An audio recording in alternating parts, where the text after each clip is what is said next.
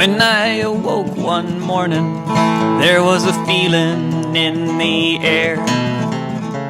Everything was quiet, things are different everywhere. The Wobblies were back again with Joe Hill at the mic, when all the minimum wage workers went on strike.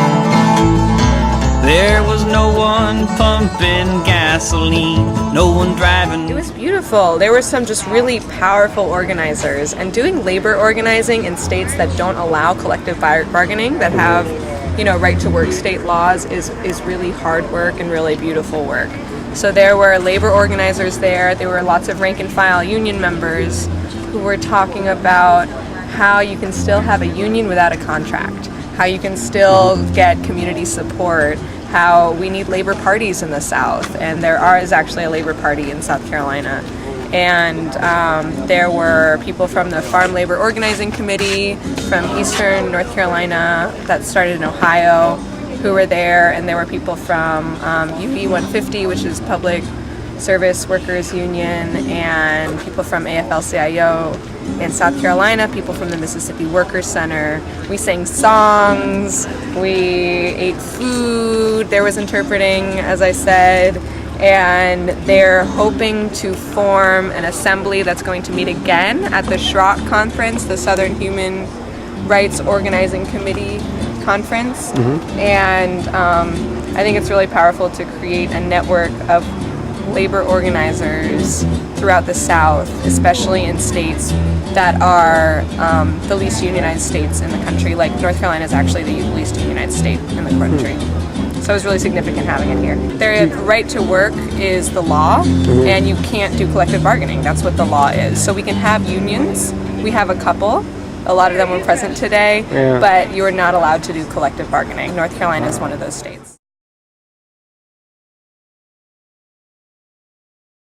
One of them was about supporting the local Charlotte City workers who've been demonstrating every Tuesday morning. They're demonstrating tomorrow morning at 9:30 in their demands. And another thing that came out of it was talking about Bill of Rights, workers' bills of rights. And there's a mental health workers' bill of rights, and they're trying to create more and make these turn from like bills of rights that are created from like the grassroots up into law. So they're actually trying to make their own policies, which is really incredible. They were also saying that people just don't know their rights, that we don't have the culture of being a place where there's been a lot of unions forever, like states in the Midwest or the Northeast. We also need resources from national unions and organizations. They talked a lot about how the Southeast is so under-resourced, and we have very few left nonprofits. We just don't have very many unions because of these anti-union laws. So we need people to know their rights